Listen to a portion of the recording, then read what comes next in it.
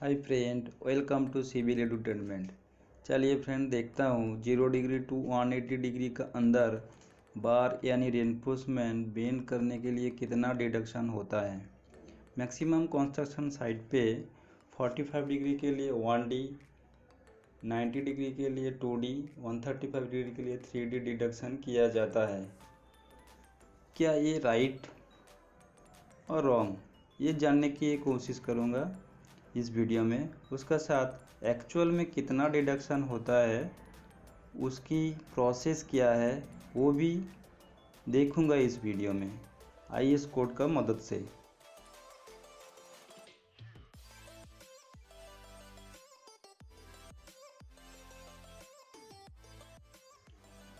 Calculation पे जाने के पहले कुछ बेसिक इन्फॉर्मेशन देख लेता हूँ। कोई भी रेनफोर्समेंट बेंड करने के लिए एक सपोर्ट की ज़रूरत होती है। जैसे बार बेंडिंग मशीन पे उसको हम लोग मैंड्रेल कहता हूँ। देखिए, ये है बार बेंडिंग मशीन। इसका जो सिलिंड्रिकल छोटा सा पार्ट दिख रहा है, इसको हम लोग मैंड्रेल कहता हूँ।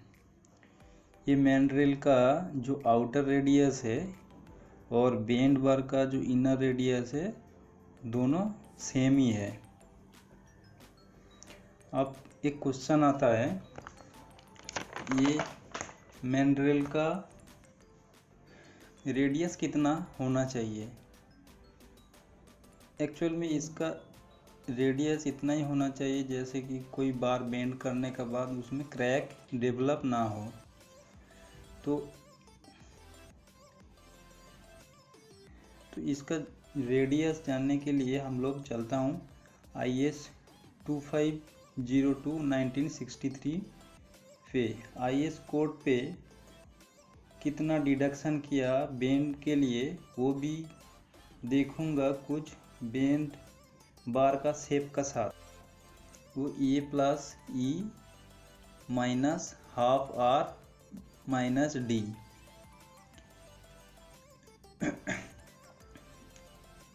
इधर जो R मेंशन किया है, यही हमारा जो बेंड बार किया है उसका इनर रेडियस, जो कि मैं थोड़ी देर पहले मैंड्रेल का आउटर डायब बता रहा था। चलिए देखता हूँ इसी कोड में पेज नंबर 6 पे ये जो इनर रेडियस दिखाया है, इसका दिखाया इधर KD, मतलब R equal to KD। K का वैल्यू क्या होता है, K का वैल्यू इधर 2 लिया गया है in the case of mild steel पे। ये वैल्यू चेंज होता है अगर स्टील टाइप चेंज होता है। तो K का वैल्यू 3 होता है मीडियम टेंसल स्टील के लिए, K का वैल्यू 4 होता है कोल्ड वर्क स्टील के लिए।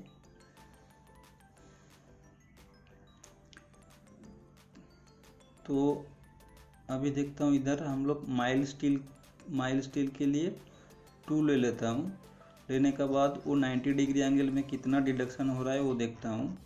अगर इसमें हम लोग R का जगह पे 2D रखता हूँ तो ये हाफ कट के ये D हो जाता है, मतलब 1D माइनस 1D 2D हो जाता है।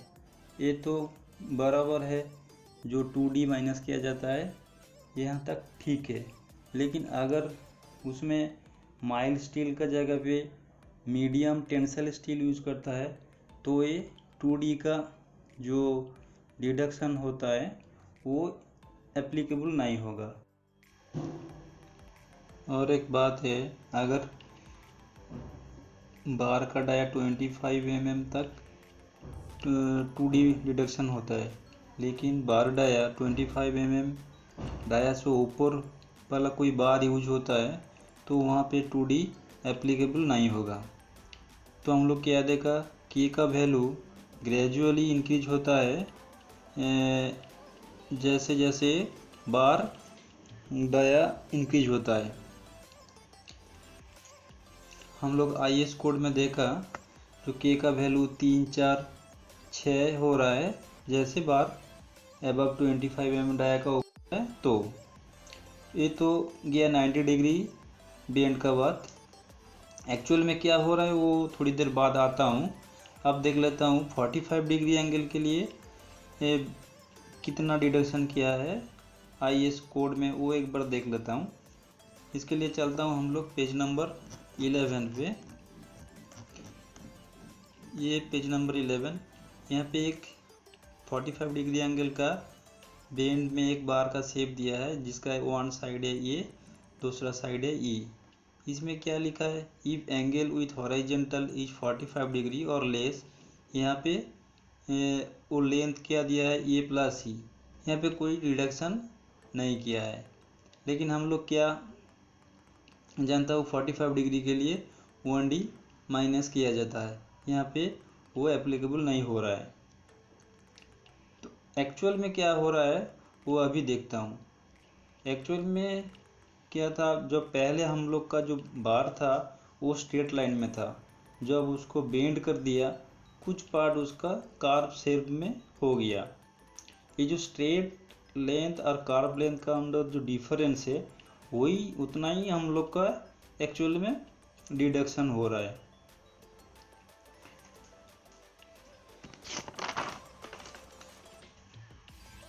तो वो कितना माइनस हो रहा है वो देखने के लिए हम लोग एक छोटा सा सिंपल मैथमेटिकल कॉन्सेप्ट देखता हूँ क्या हो रहा है। देखिए सिंपल मैथमेटिक एक कॉन्सेप्ट है, जैसे कि बेंड डिडक्शन क्या हो रहा है, एक छोटा फॉर्मूला है 2 इंटू OSSB इंटू AL।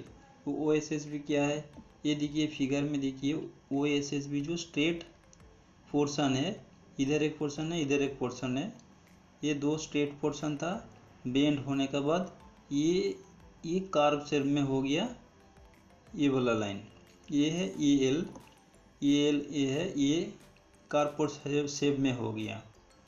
तो ये OSSB कैलकुलेशन के लिए एक क्या है R1 इंटू 10A/2। ये क्या है, ये हमारा जो जितना एंगल में बार को बेंड किया हूँ वो एंगल है। यहाँ पे आता हूँ R1 क्या है, R1 हो गया जो हमारा इनर रेडियस है। इनर रेडियस मतलब जो बार बेंड हुआ है उसका जो इनर रेडियस है उसका साथ हम लोग जो बार का डायमीटर का आधा जोड़ने के बाद हम सेंटर लाइन में आ रहा हूँ, वही है हमारा R प्लस D/2 होके R1 हो रहा है। और OSSB निकालने की ट्रिग्नोमेट्रिक का एक बेसिक से ये 10A/2 इक्वल टू OSSB/R1। मतलब ये जो एंगल है ये A/2, 10 मतलब ये OSSB बाई ये वाला जो बेस है R1 वही है, वो उसी से ही हम लोग OSSB आया है। अब देखता हूँ R1 आर्क लेंथ कैलकुलेशन कैसे किया हूँ। आर्क लेंथ मतलब वही है AL का लेंथ निकलने के लिए हम लोग क्या किया, D into 100/360 degree into A degree, ये परसेंटेज में आएगा। ये D क्या है, D कुछ नहीं है, ये जो हमारा रेडियस का R1 रेडियस के लिए जो सर्किल बना था वो सर्किल का सरकमफेरेंस है। वो बेंड का बाद कितना हमारा स्ट्रेट लाइन का साथ टच कर रहा है वो उसका जो परसेंटेज है वही निकल गया है। जैसे कि 360 डिग्री है पूरा हमारा सरकमफेरेंस के लिए तो 100% है। 1 डिग्री के लिए 100/360 और A डिग्री के लिए कितना हो रहा है 100/360 इंटू A। यहाँ से हमारा कितना परसेंटेज आ रहा है वो आ जाएगा, कितना परसेंट टच कर रहा है। एक एग्जाम्पल के साथ देख लेता हूँ। ये है एग्जाम्पल लिया है 12 mm डाया के लिए, ये 90 डिग्री बेंड किया हूँ। इसमें हमारा बेंड डिडक्शन क्या हो रहा है 2 इंटू OSSB इंटू AL। ये OSSB कहाँ से आ रहा है, OSSB देखिए R1 इंटू 10A/2। यहाँ पे R1 वही है हमारा R1 क्या हो रहा है 24 हमारा जो 24 कहाँ से आ रहा है, 24 आ रहा है हमारा 12 mm डाया इंटू वो जो के डी से हम लोग 2 लिया था, 12 इंटू 2 24 प्लस बार का आधा लिया तो 12/2 मतलब 6, 24 + 6 हमारा 30 हो रहा है। ये R1 है, 30 मिल गया। 90 डिग्री एंगल में हम लोग बेंड किया है इस बार को, इसलिए एंगल कितना लिया 90 डिग्री बाई 2 45 डिग्री। 10 45 = 1 होता है, तो इससे हम लोग वही वैल्यू आ गया 30 OSSB का वैल्यू, मतलब एक साइड का जो स्ट्रेट पोर्शन था वो 30 हो गया। तो यहाँ पे ये हम लोग पुट करता हूँ, OSSB का वैल्यू 30 रख दिया इसमें। और AL क्या है, आर्क लेंथ कैसे निकला, वो D का वैल्यू क्या है 2πr1, मतलब उसका जो पेरीफेरी है वो निकल गया। और कितना परसेंटेज टच कर रहा है उसके लिए हम लोग 100/360 90 कर दिया, 90 डिग्री एंगल में बेंड किया, तो ये लगभग 25% आ रहा है। तो ये कैलकुलेशन से हमारा जो लेंथ आ रहा है 45.145, इसको यहाँ पे बैठा दिया तो हमारा जो डिडक्शन हो रहा है 12.855 जो कि 1.1D।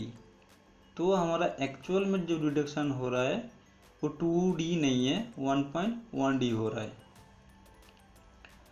तो ये हर एक बार के लिए कितना डिडक्शन होता है उसका मैं एक नीचे टेबल बना दिया हूँ, उसमें से आप लोग फॉलो कर सकता हूँ डाया का साथ साथ कितना डिडक्शन हो रहा है। देखिएगा ये डाया बार है और ये डिडक्शन हो रहा है, ये केक वैल्यू क्या है, ये हम लोग IS कोड से ही लिया हूँ, जो अप टू 25 mm तक 2 लिया हूँ, उसका बाद 3 4 6 जैसे कि वो IS कोड में बताया गया था उसी हिसाब से ले लिया हूँ। उसका हिसाब से वही कैलकुलेशन हम लोग जो अभी देखा उसका साथ मैच करके ये सब बनाए हूँ इसमें, उसी हिसाब से इसमें कितना डिडक्शन हो रहा है 1.1D हो रहा है। सब नीचे जितना डाया बार इंक्रीज हो रहा है उसी हिसाब से डिडक्शन भी इंक्रीज हो रहा है। हम लोगों ने 90 डिग्री बेंड के लिए एक्चुअल में कितना डिडक्शन हो रहा है वो तो देख लिया, और एक एग्जांपल देख लेता हूँ 45 डिग्री बेंड के लिए कितना एक्चुअल में डिडक्शन हो रहा है। ये है 12 mm डाया, वही सेम डाया रखा हूँ ये, और 45 डिग्री एंगल में बेंड किया है उसको। उसके लिए क्या डिडक्शन हो रहा है, उसके सेम फार्मूला है 2 × OSSB × AL। इसमें OSSB कितना आ रहा है वही फार्मूला से हम लोग देखता हूँ, OSSB मतलब वही है R1 × 10A/2। R1 मतलब इस सर्किल का सेंटर से वो बार का जो सेंटर लाइन है उसका डिस्टेंस है।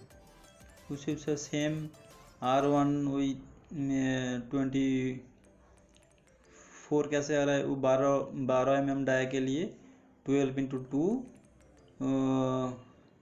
24/12/6 12/2 मतलब वही 6 mm आ रहा है आपका बार का आधा डाया 30 आ रहा है।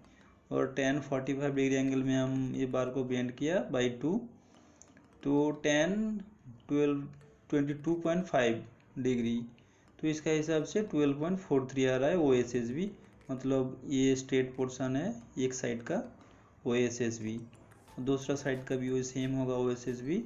तो 2 × 12.43 माइनस AL वही सेम आर्क लेंथ कैलकुलेशन किया हूँ, सेंटर में जो आर्क बन रहा है तो उसके लिए वही जो सर्किल का पेरीमीटर है D वो 2π × R1 30, उसका कितना परसेंटेज टच कर रहा है स्ट्रेट लाइन का साथ वो है वही 100/360 डिग्री × 45, तो 12.45 जो 12.5% टच कर रहा है वो आ रहा है 23.57।